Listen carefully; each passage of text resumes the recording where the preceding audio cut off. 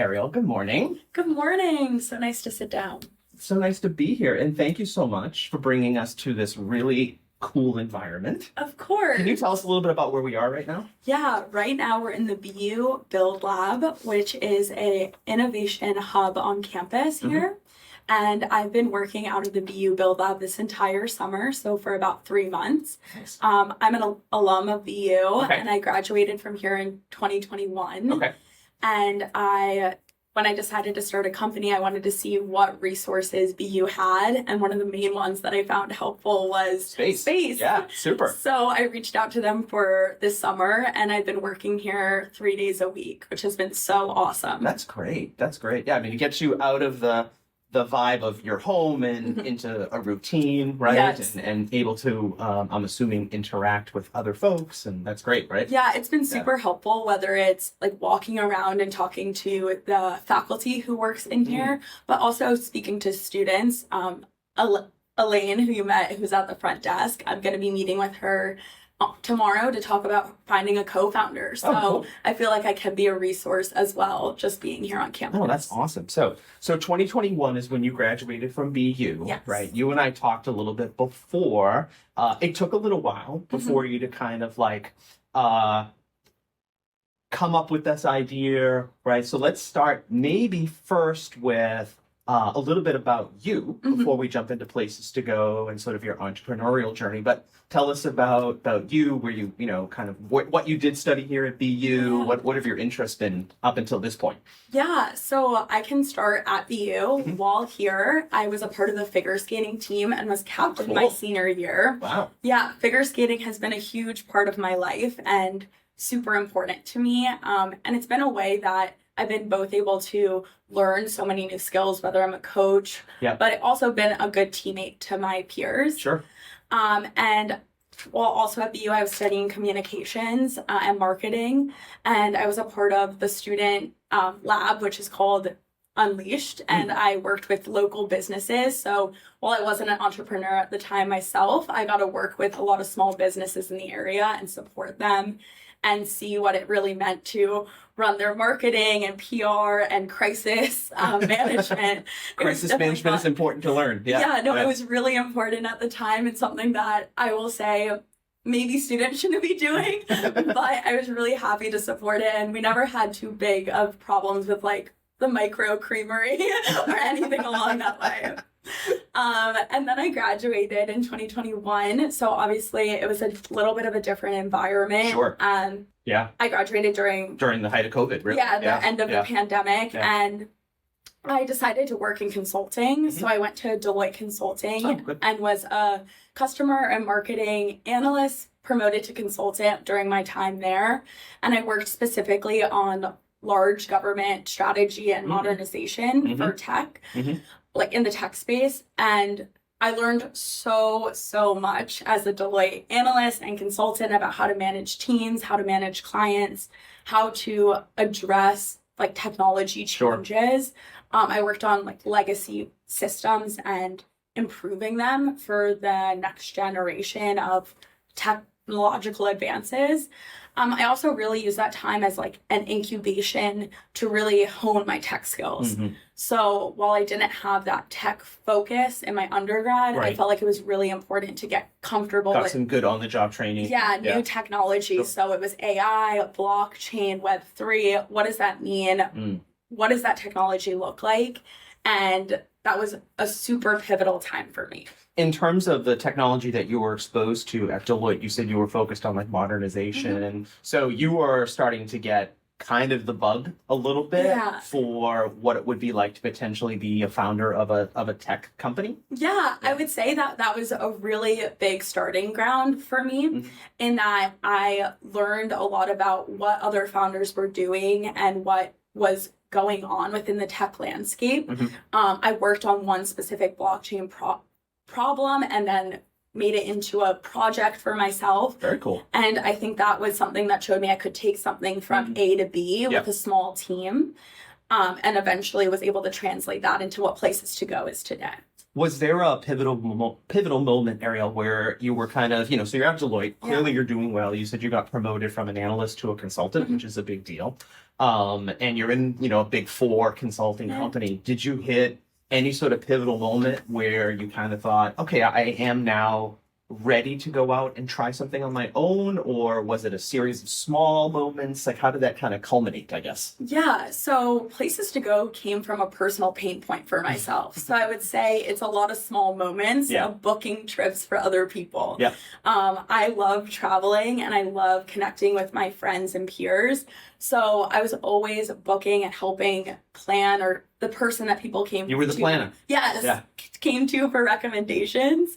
So I was like, is there an app or is there technology out there that can make this better and easier for me? And I didn't initially go about being the founder of Places to Go, but I was looking for a product. Yeah. And when I saw there wasn't, I was like, let me do some market research. Let me pull together a pitch deck and let me see if I can just shop this idea around.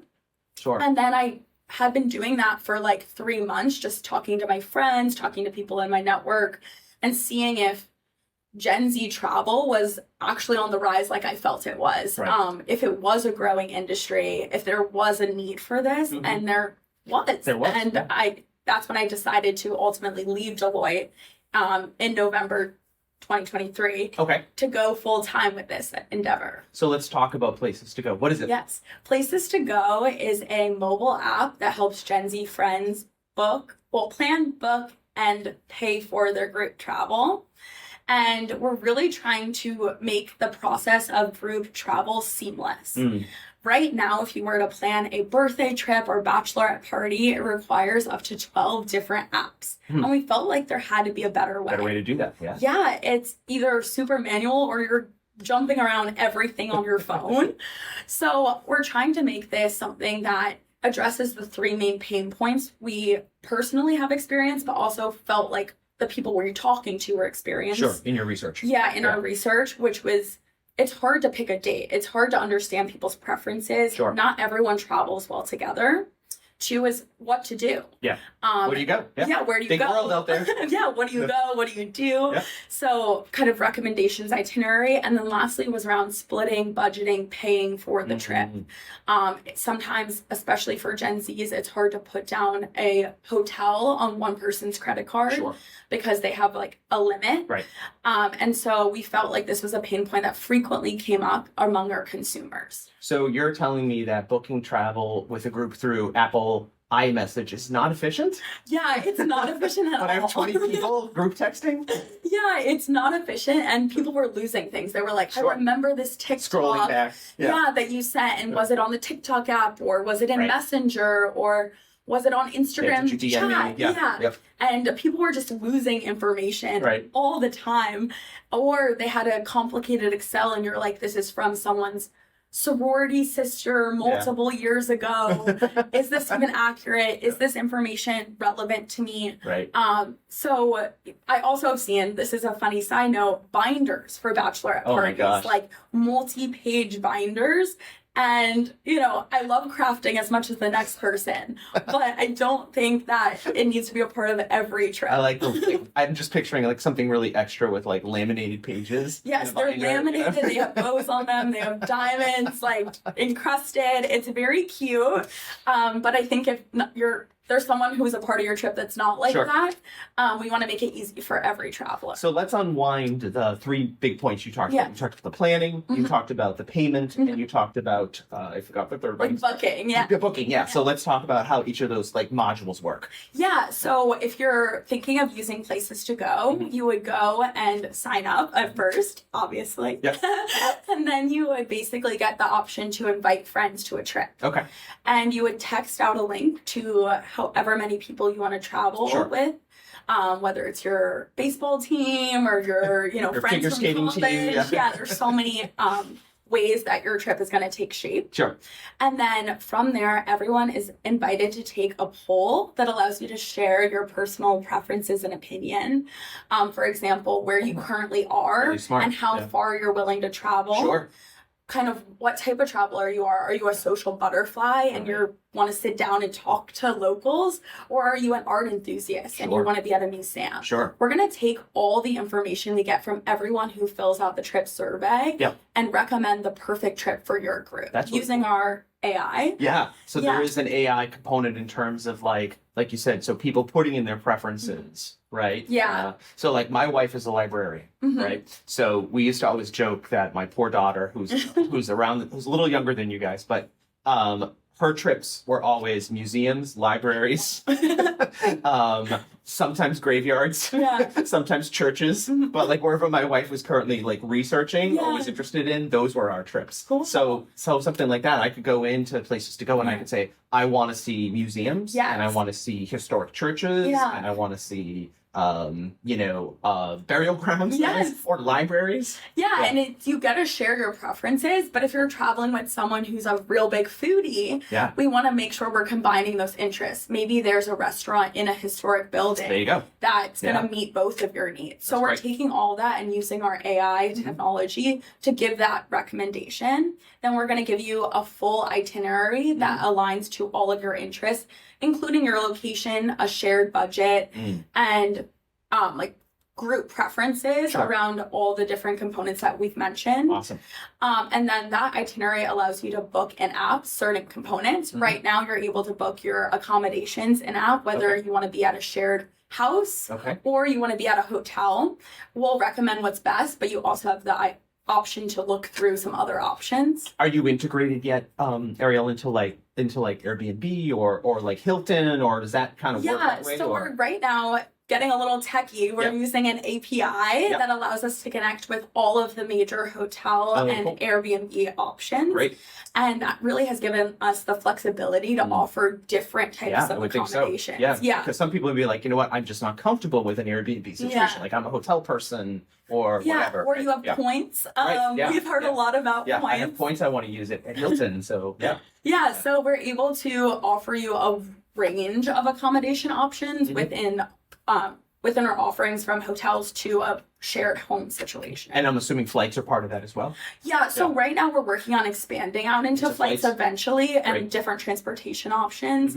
But we really feel like there's a huge market for where we can integrate with so many different types of platforms, whether it is transportation, activities, like planned tours. There's a lot that eventually we'll integrate with to continue to offer to our PTG users the best experience and the most integrated. I have used in the past a product, you probably know what, I think it's called Viator. Yes. Yeah, and that's great, but it's limited, right? Like I've used it to like charter a boat, or I've used it to like book a walking tour, but correct me if I'm wrong, it's kind of limited to just those like individual events, it really focuses on experiences. Okay, And I think that's where we're thinking about everyone as partners. The hospitality and tourism industry is very interconnected because one of us doesn't exist without the other. So I think of myself as bringing Gen Z travelers to different hotels, service providers, transport, and really providing them with new travelers who may not be as familiar with all their services yet. And we work in a really interconnected ecosystem that I think is different than some other industries where people may view maybe a different app as a competitor. I view them as a peer or a partner because they offer and have built marketplaces that I can help tap into to offer that to my no doubt users. I've always looked at people who are doing similar things to you but not exactly the same thing, or competitors, is look, there's always like enough business for everybody out there, right? But if you provide a product that's truly special and truly differentiated, then you're gonna win, right? 100%. And travel's a multi-trillion-dollar industry. I think there's a huge space for getting that next group of travelers finding new places, exploring, and really connecting with people and locals. So you've got this really kind of elegant AI-enhanced planning process. You talked a little bit about how your booking is working through different accommodations and systems today. You're expanding into transportation. Talk to me about payment. How does the payment module work? So we've heard this huge issue with payment. There's a lot, whether it's being able to put down one card or just splitting with your peers. So right now we're focused on mainly splitting and allowing you to see what you are owed or owe to people in app. Nice. Down the roadmap, we have a lot of big ideas about how to solve group payment as a bigger problem. Sure. Whether it's because you're traveling and have this large purchase with a group, or there's other use cases that would apply to Gen Z.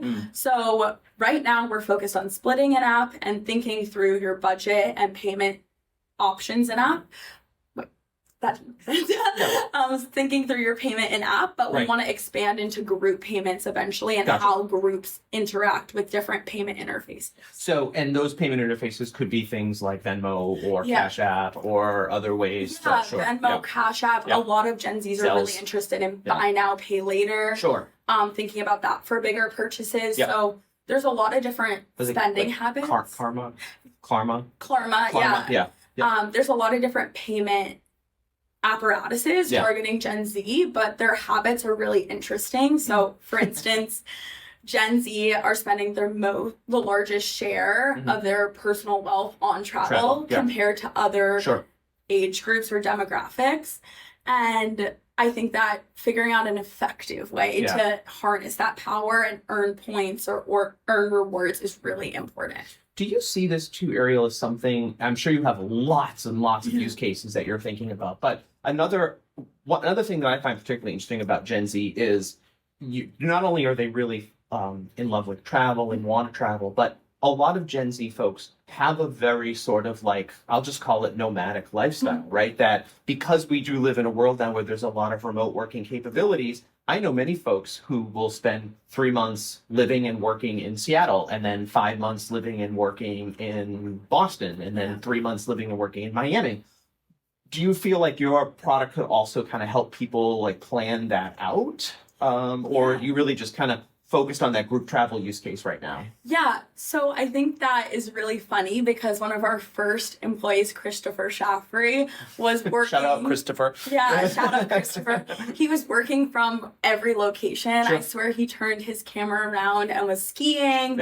Or, he was in the Dolomites recently. He was in California, Canada. And I think that's a testament to how people are looking at travel now. It's an integrated part of their life. Yeah, that's a great way to put it, right? It is integrated because it's like work and travel or work and vacation are really integrated now, merged together. There's a trend in Gen Z that has been called slow travel, which is the idea that instead of vacationing for a short period of time or vacation for that longer stay, so you're taking more the weekends to explore a city and then you're working remotely during the week at your job. Very nice. So I think that trend is something we can capture or planning, or when your friends visit you when you're doing this slow travel lifestyle, you can use that app to plan. So while there's not a specific use case, I think we support it as a idea and really love that Gen Zs are getting out and traveling more. I love it as like an off-label use of what you're doing in a way, right? Which is really cool.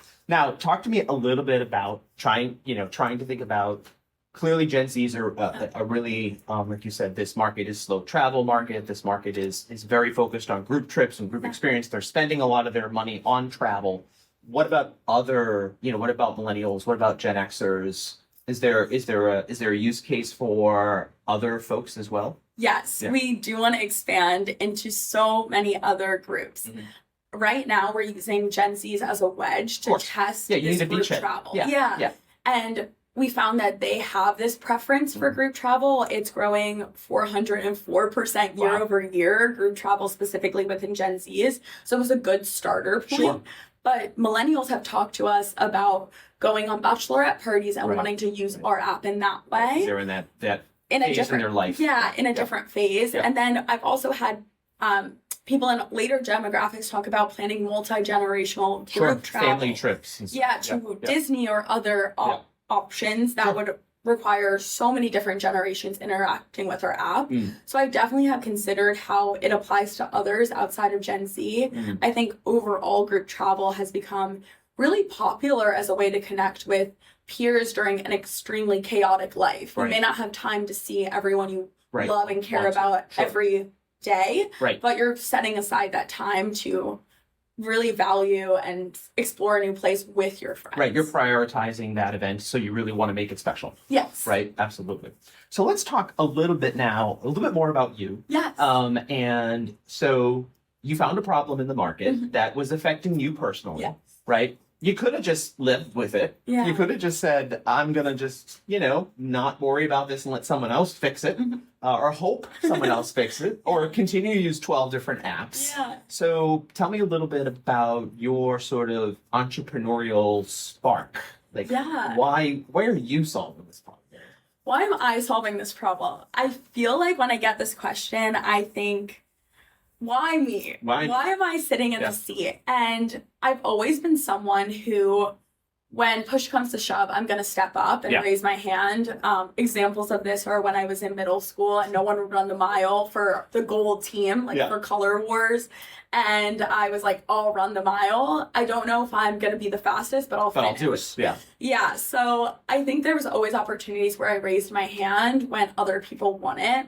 And I know myself to be a really empathetic, good manager. And I felt like I was able to bring together a team that were going to support this mission holistically, because it's something I really care about and feel like I can bring to the market.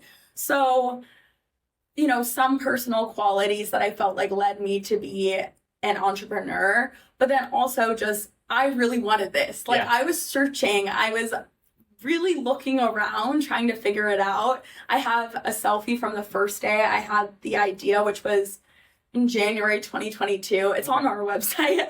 And then all the way, through when I actually creation. Sure. So I think there's a huge market here. I think there's huge potential. And I really believe in the power of Gen Z, which is why I'm sitting here. That's amazing. Talk to me a little bit about your journey as a woman, because this is what we do here, right? We really want to focus and highlight on sort of the trials and tribulations that you've been through. Talk to me a little bit about your community and the folks that are helping you, lifting you up, but then also anything you want to share to other female entrepreneurs out there. I think that as a woman, I know that it's harder, and I hear the stats that are facing female founders. I'm Black, so also facing Black founders. Right. And I think that it can be really difficult to look at, and you do have to build that support network of people who are supporting you, supporting your idea, but also understand the difficulties you're facing. Right. So finding those allies. Finding those allies. Sure. And I've been lucky to have such amazing people around me and amazing support. Chris, who I mentioned before, raised his hand on day one to step up and help. We were co-workers at Deloitte, and he was like, I love your idea. I love what you're doing. I want to be a part of it. So I feel really lucky that people have just raised their hand to help me. In terms of advice for female founders or other people who want to start, I think just do it. Have belief in yourself. Just do it. Controversially, I say that imposter syndrome's a myth, but it's controversial. I have an article from the Harvard Business Review to back it up. Basically, I believe that when you apply pressure in a space, you may feel uncomfortable, but you're not supposed to feel uncomfortable. The space should feel uncomfortable that they didn't have an opportunity for you. Sure. So I really try to stress that when I'm talking to young girls or other people looking to be entrepreneurs, that you can do it, have optimism, put yourself in the position, and I hope to be a connector. Candidly, at BU, I'm also a mentor to first-year students who are outstanding, wanting to be entrepreneurs or pursuing entrepreneurial degrees here. And I specifically work with females. All my mentees are women. And I've been really impressed by the amount of talent and the ability of women to step up and address issues that are prevalent to their lives. So listen to more voices. I've wanted to share their voices. I want to champion women. Right. And we just need more women in the space overall. yeah, I wanted to, I'm changing that by being here. And I think everyone, if they're an ally, can change that by supporting the women around them, supporting their team members who are women. I think what you said too is really impressive, Arielle, about being a mentor, right? Because now you are instilling what you've learned to the next generation, which is always helpful, right? I always feel too that you can't really be effective and successful until you are kind of at peace with yourself. Yeah. And you seem very calm. You seem very much at peace with what you're doing right now. Tell me a little bit about how, spiritually you're feeling about what you're doing. Yeah, I feel like I'm on the precipice of something great. Yeah. And I will say that is a scary feeling. Right. But it's also really exciting. I'm a perpetual optimist, so I'm always going to be looking on the bright side and pushing that forward. And also you got to know yourself. Right. So I know who I am. I know how I have to show up. An important thing to me is always walking. My interns know this. Yeah. I have to walk like over 10,000 steps a day. Sure. Otherwise I'm not going to show up as my best self. So finding those little moments that make you the best version of yourself. Yeah. And whatever that moment is, and you say whether it's a walk or whatever, but sticking to that. Yes, right? sticking to that. And one thing I recommend if anyone takes it is like I'm going to forget the name right now, but it's a personality quiz that tells you your 5 strengths. Oh, like the Disc Finder? Or it's not that one. It's Gallup? Yeah, I think it's Gallup Strengths Finder. Gallup Strength Finders, yeah. Yes, but highly recommend it. One of my 5 strengths is woo. And it's winning others over. Yes. And I really think that once I realized that was a strength and I can tap into that, it made like life in different ways exciting. Yeah. So if you know your strengths, lean on them. Well, I think, it's true in any product company like yourself, where the only currency you have is you have to persuade people. Yeah. Right? So if you have woo and you have the ability to win people over, that's pretty important because you now need to persuade people with the myriad of other options that they have available to them to use places to go. Yes. Right? Versus anything else. Yes. Sales is at the heart of most businesses. Right. So I always say, which is maybe a bad thing, you're only as smart as the dumbest person you can talk to. That's really funny. So what's next? So when you and I met I don't know how long ago it was. A few weeks ago, right? We were talking about how you guys are really kind of hard charging forward right now. So what's next? What are the next big milestones for places to go between now and let's say the end of this year? Yeah, so we're super excited for a launch this fall. So soon you'll find us in app stores, both Google and Apple.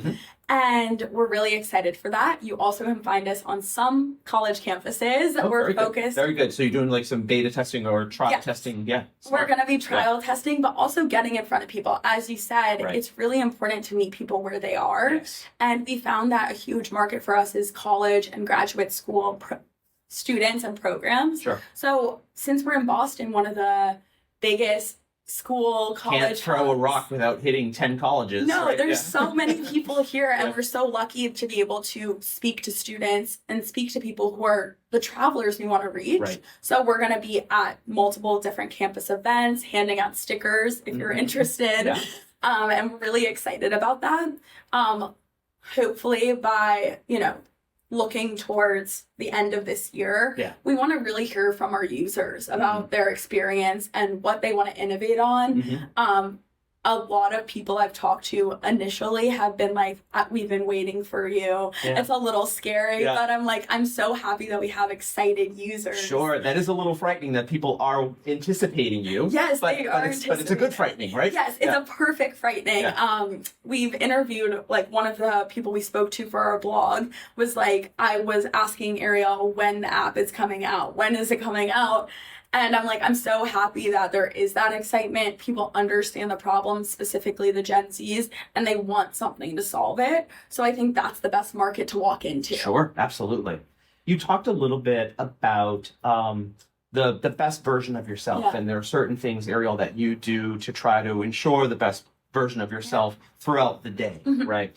But I've also talked to many entrepreneurs where their effort, their project, their initiative becomes all consuming, right? All encompassing, everything they do, evening, morning, day. go to sleep with it, wake up with it. And I do think it is important when you're trying to solve a hard problem to kind of go to sleep with the problem and wake up with the problem. But just talk to me a little bit about how you kind of, blend and work other parts of your life into this. So it's not all you do. Yeah. So I think that this comes back kind of to my figure skating career in that when I was competing at BU, while it was a huge part of my life, it was so important for me to maintain my other relationships and other aspects of my life. Sure. So I felt like I developed these really, really good time management skills. And now that I'm a founder, I find that my Gen Z peers are going out. They are, I'm meeting them at markets or festivals and enjoying travel as well. So while I do live and breathe the problem, for me personally, I also travel. I also am, getting a drink with a friend. I'm also engaging with other communities. For instance, this weekend I was in Montreal at a music festival, Osheaga, but then I was talking to one of the brand activations about a bottle opener they were giving away and we're taking that idea into PTG. Why not? Yeah, absolutely. Yeah. So I think that some of my best ideas and some of my best opportunities for collaboration come from in those being other in moments. the wild. In those other moments, right? Yeah. So you're kind of still present. Yes. Right. And thinking about it, but maybe it's a couple pages back in your mind. Yes, 100%. Right? And the best people I've met have been in the wild. So a company that, while you may not think is super applicable to us, is Solar Flare in Boston. They're optics and sunglasses, and they have the coolest sunglasses. And we kind of knew that travel, you wear sunglasses. There's a collaboration point there. Yeah. So I met them at the SoWa market, and that was just, I stumbled across it and really have made those connections. So that's like one example of how it's come up.